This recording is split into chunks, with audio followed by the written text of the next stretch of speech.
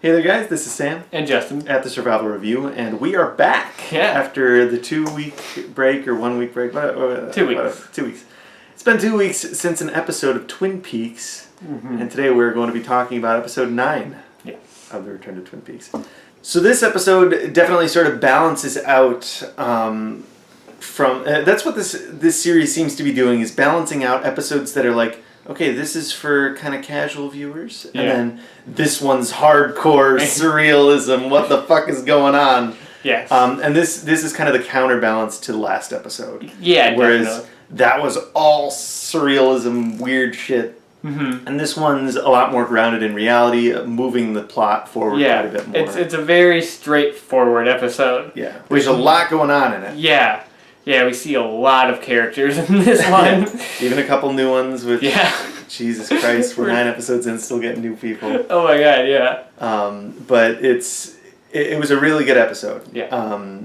And we're actually kind of getting somewhere. I said at one point in the episode, things are really coming together now.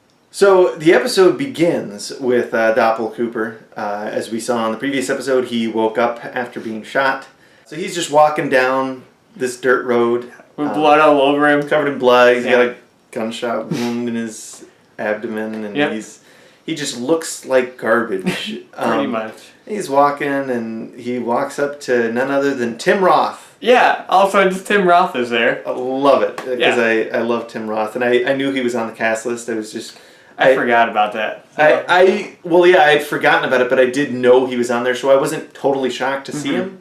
But it was one of those things where it's 9 episodes in, and there's still new characters being brought in. So, I don't know. So he meets up with Tim Roth, who's basically like one of his partners, and he goes to his house and also meets the other girl who's with Tim Roth. Who's played by Jennifer Jason Leigh. Yeah. And so we got our Hateful Eight reunion right there. Yeah, so that's something. And they're both great. They're just a couple, like, redneck... Yeah. I guess they're kind of assassins for him because... Yeah, they work for him. Yeah, they just... But they're very redneck, so... They do his dirty work. Yeah. And they're fun. They're fun characters. Yeah, even though they had like 2 scenes, but like they make an impression because they're just fun little characters. And like, I don't know, those actors kind of elevate whatever roles they're in. They bring a cool sort of personality to it, whereas somebody else just playing a random redneck probably wouldn't be very memorable. No.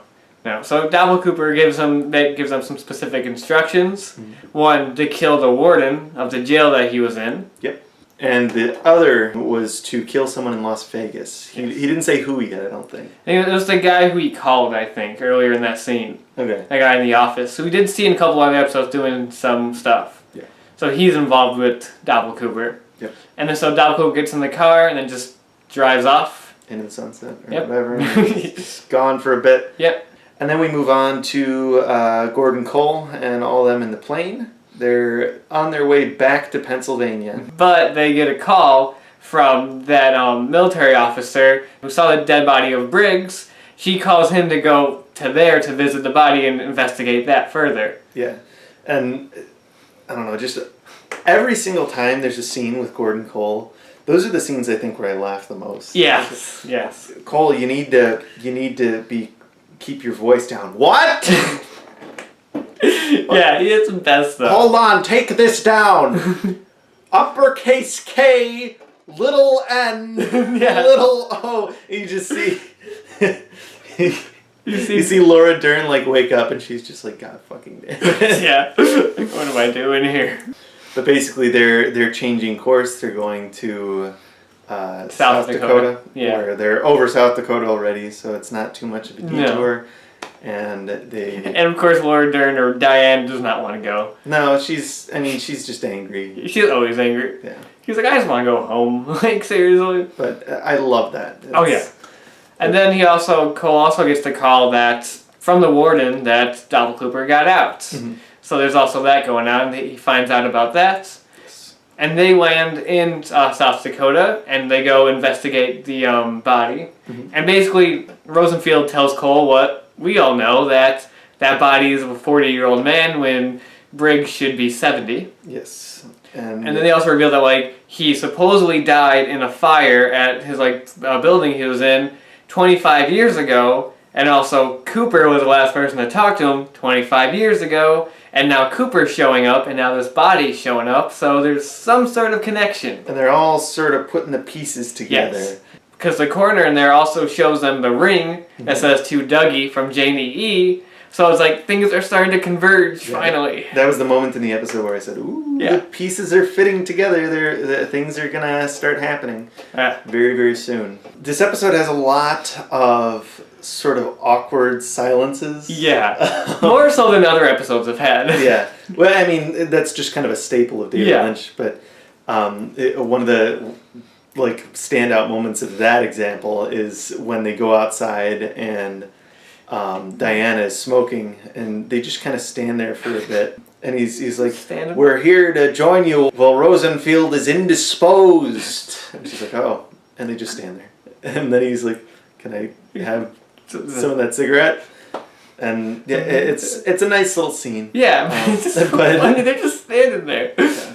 There's a lot of weird little offshoot scenes that don't really have much to do with anything else. Yeah. Like another one is, it cuts to Andy and Lucy, and they have a little back and forth. A little back and forth about a chair. Yeah, they're both sitting on separate computers, from each other. And they're very close to each other, but they can't just talk to each other. They have to stand up, walk to the other desk.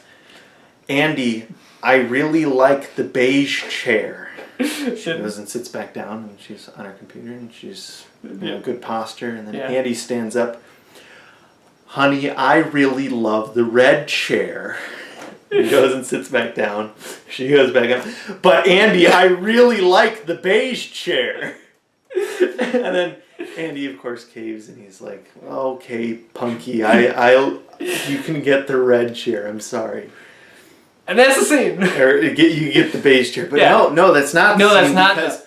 Because she ends up caving and getting the red chair anyway. Yeah. Isn't that adorable? Yeah. It's great. It is. I love those characters. They are the only innocents left in Twin Peaks. Exactly. Oh, yeah. And another random scene that has no ties to anything, where we see Jerry Horne in the woods all by himself, and he's looking down at his foot. And his foot speaks to him and says, I am not your foot. And he just kind of he's terrified of his not foot. And he goes to grab it and falls over. He's going to grab it and he's just like, go away! And just falls over. And that's that. That's that, yeah. And that stuff is just hysterical. I love it. I love Jerry's stuff in this. I love it. It has nothing to do with anything, but I love it. No. And then speaking of scenes with random silences, we do see more stuff with Dougie Jones. Mm-hmm. Just a couple little bits, nothing significant really. There's a little bit. The thing that happens with Dougie Jones is basically they're in this police station. Mm-hmm. They're there to talk about, the things that have been happening to Dougie. Yeah. Specifically Dougie being they attempted to kill him. Yeah, an attempt on his life, yeah. So his boss is talking with the police. His boss is very unhappy with him because he wants answers. Yeah. They're not giving him anything, and he's just like... Yeah, he starts making a fist, and he's like, wait, somebody blew up his car, and now somebody's trying to kill him. He wants answers. Yeah, he does. Wants to know what's going down. And he leaves and tells Doug, we're going to figure this out. We need to work together as a team to get some answers. Then he walks away. And Dougie's just like, answers. Yeah, answers. He walks away. But Dougie also has a little moment where he's picking up on stuff. Yep. And he sees the flag and he starts to hear the music in his head. Mm-hmm. Some patriotic music. Yeah. And he sees some red shoes. And he's like, oh. And then he sees the outlet. Mm-hmm. And there are connections being formed in his brain. It's coming back. I have a feeling we'll be seeing actual Cooper soon. Yes. Especially by that scene. It just seemed like it's coming back. And the other thing that's pretty important, I think, in that scene is the fact that one of the cops decides to get Dougie's prints. Yes. Now, those aren't Dougie Jones's prints. Yeah. Those are going to come up as Cooper's prints. And of course the way he gets the prints is by offering Dougie coffee. Oh yeah, he offers him some more coffee, takes the old coffee mug. Yeah. How else? Of course. But that's obviously going to become a thing because they did a test on him and there's no previous information of Dougie Jones prior to 1997. Mm-hmm. And so they're like witness protection. No, he was just he was they do come up with constructed for a purpose or whatever they said. But then they do actually have something where they do explain that Dougie Jones was in a car accident like years prior, and so he hasn't been totally right in the head.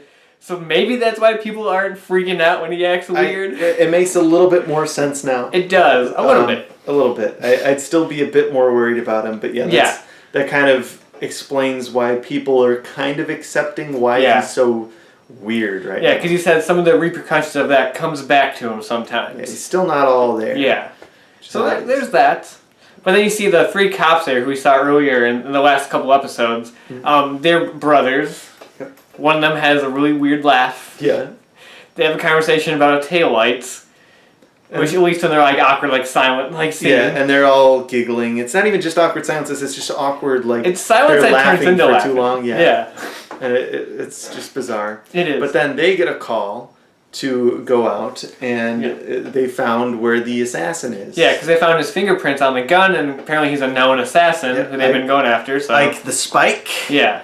And so they go in to bust him, and they bust him. Yeah. They catch him. So that'll. And of course, the really badass psychopathic killer looks all sad at the end. Yeah, he's just like He even makes a little noise. It's weird. And that's all we really got in the saga of Dougie Jones. Mm-hmm. After that, though, there's a lot of stuff in Twin Peaks. Yes. And a lot of stuff with classic Twin Peaks characters. Yeah, which is great, and you even get a lot of sort of classic Twin Peaks music. Yeah, which is you do. Is good to hear. One of the major significant things in this episode is Bobby, who we haven't seen him since episode 3, and we saw him very briefly in that episode. And I was so glad to see him because it's just I love Bobby. Yeah. And I love the whole concept of Bobby. Oh, he cleaned his act up. He's a cop now. That's great. Him, Sheriff Truman, and Hawk go to visit his mom, which is great to see her character again. Yes. And they ask her about the day that Cooper came to talk to Briggs before he died. And she explains that day before her husband died, he said, someday Bobby, Hawk, and Sheriff Truman are going to come and ask you about Dale Cooper. And when they do, to give them this. And so she shows them the chair that she has, this little casing. A metal casing, And she hands that to them. And they go on their way. Not before some coffee. Not before some coffee. That's what's important. Yes. Then they're on their way. And then they come back to the office and they go into the conference room, and douchebag Chad, is sitting there eating. Yeah. And they're like, get the fuck out of the conference room, Chad. Can't eat in the conference room. He's just okay. He has 3 things of microwavable meals. Yep. And he just has to pick them all up and awkwardly shuffle out of there. Yeah, he's like, Hawk, can you get the door for me? Can I get a little help? Chad. Yeah. And then they sit down. Yep. And Bobby just goes, I know how to open up that thing. We need to go outside. Yeah, they immediately leave. So they immediately go outside. So they go out, and he just throws it at the ground. Throws it at the ground. And it doesn't break. No. It's vibrating. It's got a weird frequency to it. And they're like, what the hell? And then it stops, makes a weird clicking sound, and right after it makes the weird clicking sound, he throws it again, and that opens it. And inside is a thing telling them they have to go to Jack Rabbit's palace. Yes. That's what it was, Jack Rabbit's palace. On 2 different dates, 1 day or 2 days from now, and then the day after that, at 2:53 or some specific time. And Bobby knows what this is. That's the place that he used to go to with his dad. That he even named it himself. So it's all connected. It's all coming together. Yeah. And that's what they have to go do. And they also see a little note that it's a bunch of the codes. It's where they used to see where it said the owls are not what they see. Yeah. But here it says Cooper, and Hawk goes 2 Coopers. Yeah. And it's like, ooh. They're picking up on it. So one other kind of one-off little thing is a scene with Ben Horne and his secretary continuing to try and find the humming sound where it's coming from. And it's sort of like a romance. Yeah, they almost embrace each other and they're like, oh wait. And they're like, oh. No, we can't do that. And he's like, you're a good person, Ben. Yes. And he's like, well. Well, if you know my history. But I'm pretty good now, I guess. Yeah. Yeah, I'm done sleeping with teenagers, so. Yeah, it's in the past. I'm done sleeping with coked out teenagers. Yeah, I'm done being a Civil War general. That too. So there's that. That was a thing. And it doesn't really go anywhere, but that's building to something. Then one other thing going back to Cole and all them, I forgot to mention is when they go to South Dakota, they visit the principal, the Matthew Lillard character, who's still in prison, and they go to talk to him because apparently he's actually into all this alternate reality stuff. He has a whole blog about it. Yep. And in like the last post of his blog, he said that they went to the alternate reality and they met the Major. And that was the last thing that they ever posted. They kind of not interrogate him. They just sort of have a talk with him and they record it. Yeah. And he explains sort of what happened to him and how he was working with this other woman to get into this alternate dimension. And when they get there, they talk to Briggs. They need to give him some kind of coordinates. Yeah. They give him the coordinates, and then he floats up. And the last thing he says is Cooper. Yes, the last thing he says is Cooper. They show him a picture of a bunch of people, like, can you circle which one is the Major? And he circles the picture of Briggs. Yep, so it is Briggs. It is Briggs, as if there was any doubt. Yeah. Then something happens to the woman he was working with. She gets killed. Mm-hmm.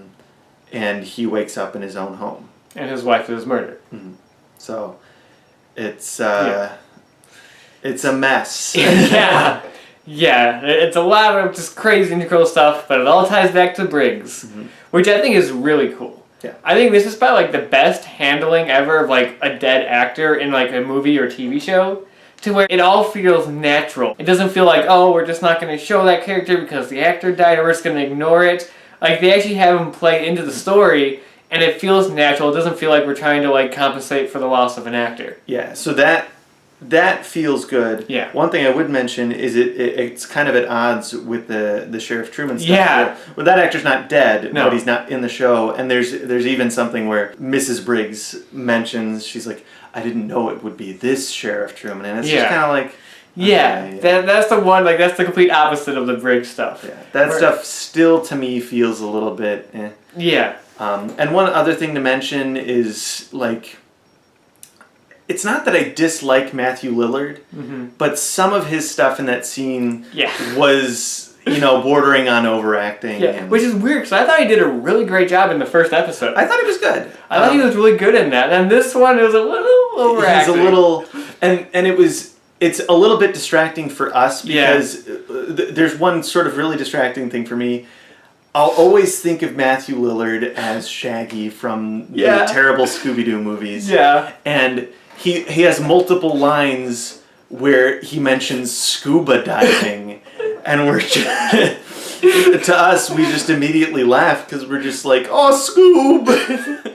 Every time he said that. And it sounds like he's about to say something like that. But that's a minor gripe. No, yeah. But it obviously wasn't on purpose. No, it's not his fault. It's just... weird. And he says scuba diving like 3-4 times. And that whole sort of monologue about like we're gonna go to the Bahamas, and it's just a little weird. Yeah, that didn't work too well. Yeah. Like I said, I liked him a lot in the first episode. Just in this one, we had to do the really sad stuff. Not the best stuff. So and then the very last thing in the episode is 2 more new characters. Yeah. In the Bang Bang Bar. We open up on the Bang Bang Bar. There's a dude playing some electronic music, because of course. Yeah. And there's this like cracked out looking girl sitting at a booth. Mm-hmm. There's something up with her. She's got a weird rash on her arm. Yeah. And another girl who's like an old friend of hers. Like comes up and they're talking about just general sort of stuff. I think like they're talking about her job and stuff like that. Like how you fuck up cooking burgers. Yeah, and stuff like that. And I don't know where that stuff is going, but there's 2 new characters for you. Weird coked out girl, probably coked out girl. Oh, probably with a rash on her armpit. We don't know what that's from. She's on some sort of drugs. This looks like more than just coke. Yeah. So it's escalating now. They upped their game. But and then it just cuts to the the three girls playing their keyboards and credits roll. Credits roll. We most likely forgot something in this episode. Yeah, we tend to do that in like every video. We forget something. I expect multiple comments from you guys now on what we missed. Yes. As usual. And then we'll mention it in the next video about what we missed. Which is perfectly fine. Yeah. There's so much going on in episodes like these. Yeah, especially this one. Wow. Yeah, we're bound to miss something. And like this episode had a lot of stuff. I know it was like a lot of plot stuff too, like a lot of plot progression. Which is good. It's good to have things moving forward. Yeah, especially after last week we just kind of took the detour with just like weird surreal stuff, you know? Which, like I said, is one of the things I really like about the show so far, is that it's really doing a good job of balancing out those episodes. Yeah. I think it works better than if they were to have an episode where you have, you know, some of this weird kind of Dougie Jones stuff and and that sort of plot progression and the funny stuff at odds with the really dark stuff like in episode 8. It just wouldn't fit if that was in one episode. So like having one episode dedicated to plot progression and maybe some funny stuff and all that, and then an episode dedicated to the really crazy surreal stuff. Yeah. That sort of format works a lot better in my opinion. Oh yeah. I suppose it was just a lot of fun just seeing a lot of the classic Twin Peaks characters for longer than just a few minutes, since I feel like for the past few episodes, we've only been seeing them like really briefly. Like we haven't even seen characters like Lucy for like a while and stuff like that. So it's great to actually spend more time with these characters and see more, and then even get reintroduced to Mrs. Briggs, which is nice and fun. So I really like this one. It was a nice change of pace from last week's total insanity. Yeah. So and now we don't have to wait another week in between episodes. So it'll finally be back on pace again with it. Oh yeah. So until next week with episode 10. We will see you guys later.